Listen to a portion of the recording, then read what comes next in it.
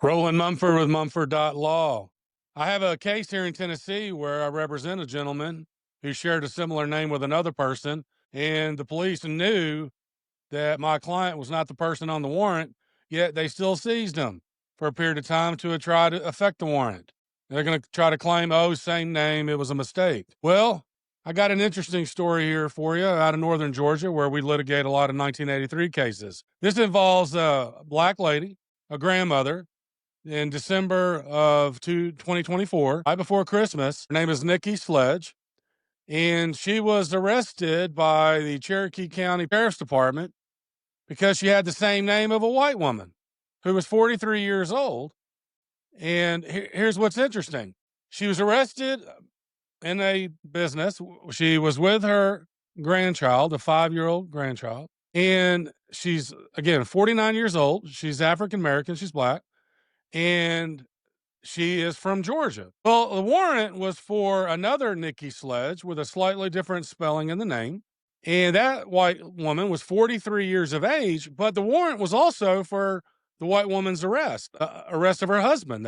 So the warrants were out for two people. So this is an interesting story. I'm going to run the news report here for you in a minute so you can get the backstory. And then we're going to talk about on the other side, how does this happen? What kind of level of incompetence does a police officer have to make such a screw up?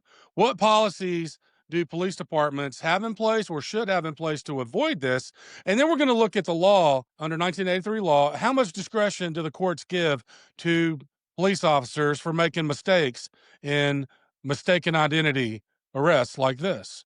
Talk to you on the other side. Grandmother is so happy charges were dismissed after she was wrongfully arrested. But now she's concerned the arrest could follow her around the rest of her life.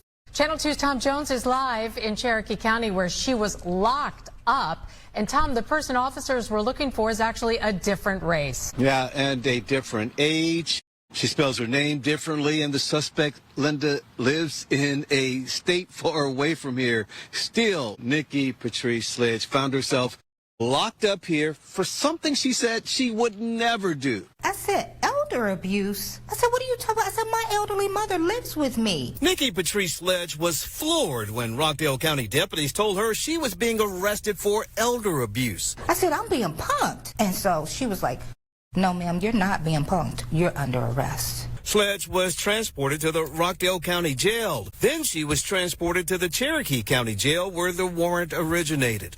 Knew they had the wrong person, but it's like, how am I gonna prove it? It was at the Cherokee jail where Sledge finally got a look at the warrant and showed it to a jailer.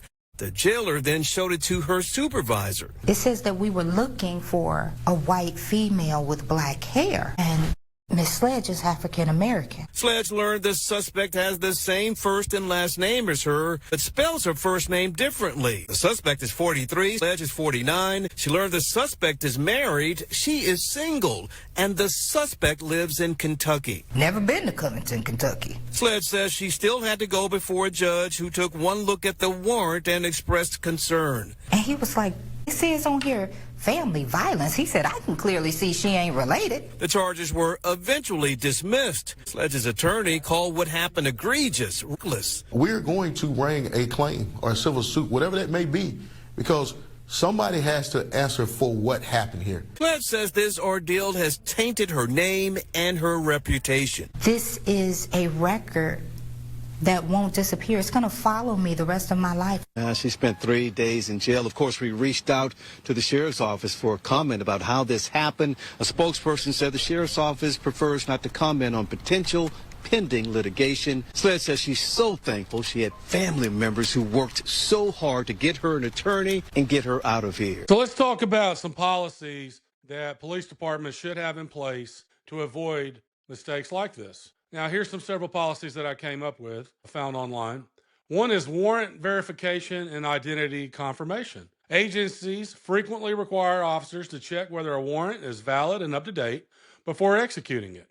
For instance, the San Francisco Police Department, their General Order 6.18 states that prior to booking a person, every officer must return a warrant check. If an outstanding warrant is found, the officer must verify the identity of the person through available means, that is, mugshot, photos, DMV images, before making the arrest. The same order also states, if there is a reasonable doubt that a person is the same as the subject described in the warrant, weigh the benefit in favor of the detained person and consult your supervisor regarding releasing the detainee. The Memphis Police Department policy similarly says an officer must make all reasonable efforts to verify a defendant's identity. If the person cannot provide identification, or if an officer cannot determine the true identity, the officer follows specified guidelines. Now, the logic: mistaken identity is a common driver of wrongful arrest. Verifying more than just a name, that is, birth date, physical description, photo comparison, as safeguards. Number 2, a detailed warrant description requirement. Model policy from the International Association of Chiefs of Police states that the arrest warrants must adequately identify the person to be arrested. It also requires officers to examine the warrant to ensure it is valid, in proper form, and that it matches the intended subject. The reasoning: a vague or poorly specified warrant increases the risk someone other than the correct suspect will be arrested. For example, if only a name is used but not other identifiers, such as date of birth, address, physical traits, then the risk of mismatching increases. Number 3, policies on relying on investigative aids, like facial recognition, require corroboration. Many department policies caution that tools like facial recognition matches cannot be used as the sole basis for arrest. The ACLU, for instance, reported that many departments still allow arrests based solely on a facial recognition hit, despite formal policy warnings that such matches are merely leads. The IACP model policy also emphasizes arrests must be based on probable cause or valid warrant, not simply on suspicion. Now, the reasoning: technological aids can misidentify, especially across racial lines, which we have here, or when an image quality is poor. Without corroboration, other facts, witness statements, ID checks, the risk of error increases. Number 4, eyewitness identification and photo array safeguards. Some departments have adopted policies aimed at minimizing misidentification by witnesses. For example, the Kansas City Department changed its procedures to require witness identifications be recorded, audio and video, and include statements of certainty, and to instruct that the suspect may or may not be in the photo array. The reasoning: misidentification by witnesses is a leading cause of wrongful arrests and convictions. Structured procedures reduce suggestion, bias, and mismatch risk. Number 5, supervisory review and double-check mechanisms. Some orders specifically require consultation with the supervisor if there is reasonable doubt about the identity of the person named in the warrant. For example, in the SFPD policy, if there is a reasonable doubt, consult your supervisor regarding releasing the detainee. The reasoning: the presence of a second or supervisory check adds safety by forcing a pause when identity is ambiguous. Now, the remaining challenge and caveats.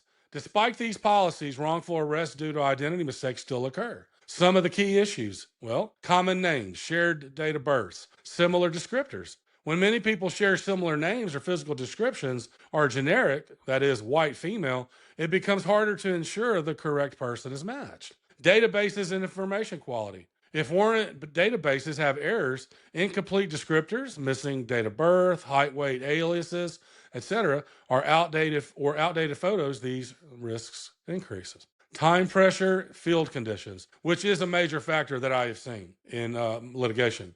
Officers in the field may have limited time and resources to conduct full verification. Pressures of an arrest scenario may increase risk of skipping deeper identity checks. I don't think that's a sufficient justification for violating somebody's rights. Reliance on technology without proper safeguards.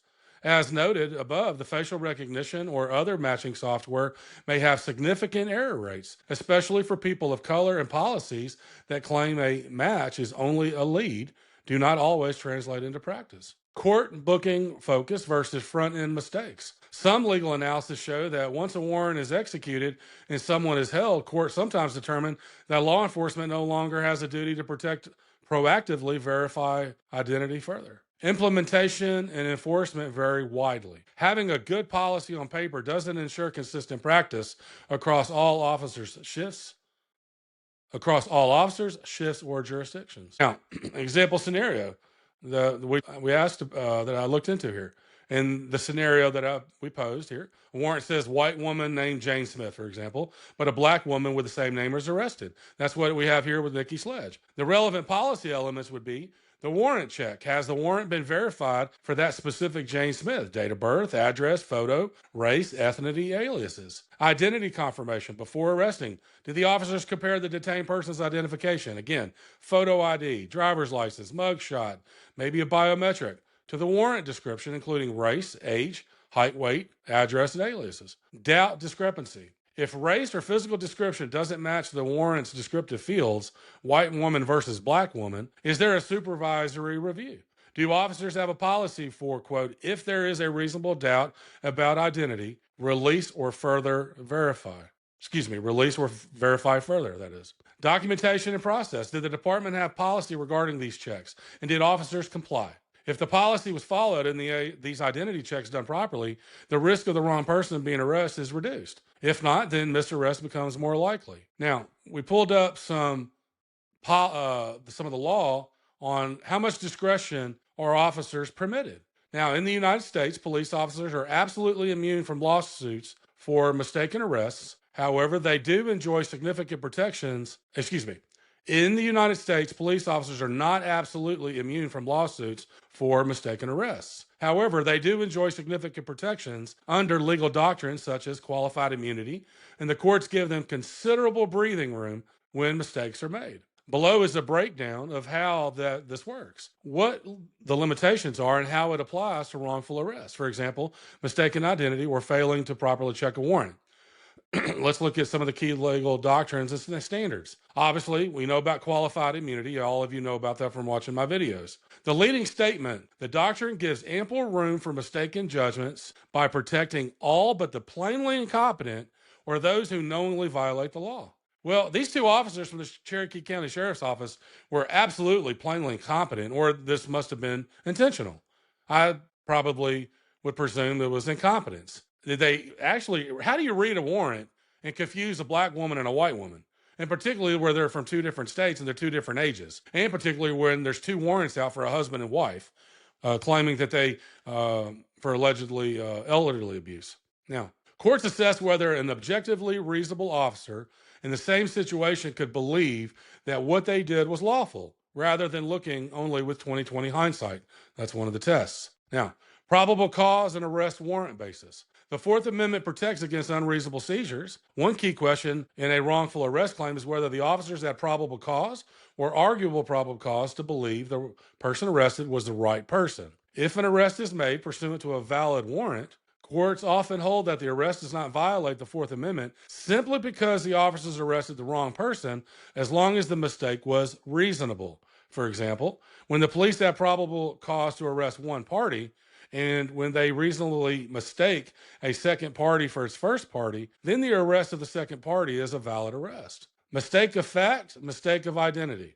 Courts recognize that mistakes happen, for example, mistaken identity arrests. The key is whether the mistake was reasonable under the totality of the circumstances. That is absolutely the key test. As one source puts it, the Fourth Amendment is not violated when information becomes available after the fact that shows that the officer was mistaken about the facts. When immunity is lost, liability possible. Even with qualified immunity available, liability and no immunity may apply when the officer violated a clearly established right, that is, no reasonable officer could think their conduct was lawful. The warrant application or arrest request is so lacking in indicia of probable cause that it is objectively unreasonable. For example, in the warrant application, so obviously deficient scenario, immunity may not apply. Now, how this applies to a case of mistaken arrest. Wrong individual arrested despite the warrant. If we apply this scenario to where officers arrest the wrong individual, that is,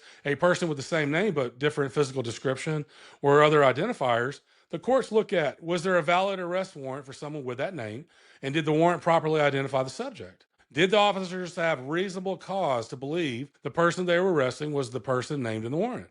Did they act based on the information available at the time, and was their belief objectively reasonable? Would a similarly situated reasonable officer under the same circumstances make the same mistake? Was the law clearly established such that any reasonable officer would know their action violated the Fourth Amendment. I think it's pretty clearly established law that you don't arrest a black woman when it's a white woman on the arrest warrant. Did the officer act in bad faith, with reckless disregard, or in a way that no reasonably competent officer would?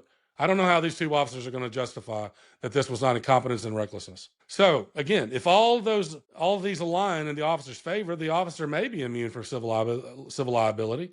On the other hand, if the case shows egregious lack of identification, obvious disregard of obvious facts, or violation of a clearly established right, the door to liability remains open. Now, let's talk about in Ms. Sledge's case. Here, we had Nikki Sledge with a different spelling. We had a warrant out for a white woman from Kentucky for elderly abuse, and the warrant was also out for her husband. When they came up upon Nikki Sledge, the black grandmother, there wasn't another man with her. There was no husband to confuse her with. She was with a 5-year-old grandchild. The black grandmother is from Cherokee County, Georgia. Nikki Sledge is from Kentucky, the other Nikki Sledge, that is. The grandmother's 49 years of age. The white female is 43 years of age. I'm litigating, as I said before, the case of a wrong person being arrested now in federal court in Tennessee over similar misidentifiers that the two officers were too lazy to pay attention to. Miss Sledge, she's being represented by an attorney. I wish she had called me, but she's got a great attorney in Atlanta. Now, she was charged, get this, with 2 counts of abuse and exploitation of an elderly person. That's what this grandmother was arrested for. Now, she was charged right before Christmas of 2024. And I don't know how the cops make this kind of screw up. They literally didn't read the warrant. Again, you had difference of age, state of residency, different race, physical appearance didn't match up, like height and hair color and other factors. The police in this particular case had, according to the attorneys, had images and video of the female to be arrested along with her husband. So how do you confuse a white woman with a black woman? And Miss Sledge, this 49-year-old grandmother, first apparently went to one particular jail where she had been strip searched, and then she had been transferred to the Cherokee County jail where she was strip searched again. And she was held for between 3 days to several days, depending on the different media reports. And you can imagine the indignity of being strip searched. What policies did they have in place to avoid this? Well, it just comes down, in my opinion, I think these cops were being reckless, they were lazy, and deliberately indifferent. Thank you for your time. Please click like and share and subscribe.